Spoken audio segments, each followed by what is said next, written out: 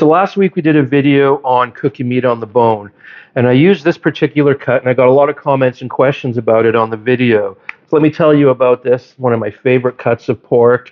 It's the rack of pork or the pork rib roast. This particular one, if you're looking on a menu and you see like a French rack of lamb, French pork roast, that's all they've done is they've cleaned the bones here so we can give it a nice fancy name and charge you a little bit more money. So this is the French pork rack, comes from the rib area of the loin.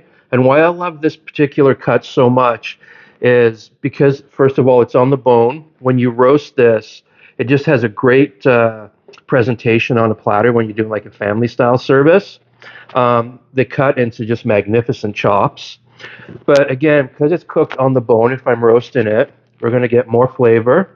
We're going to have more moisture in the meat. We're going to have better texture. And when you see a lot of those loins, like in the grocery stores, these big, huge pork loins, they're super lean, maybe a little bit of silver skin and fat on the top. What I like about this is you can see there's a lot more fat inside these. And let me tell you a bit of a secret. Fat is your friend. It gives you moisture. It gives you flavor. And if you're buying your pork from somebody who pasture raises the meat, that fat also has a lot of health benefits.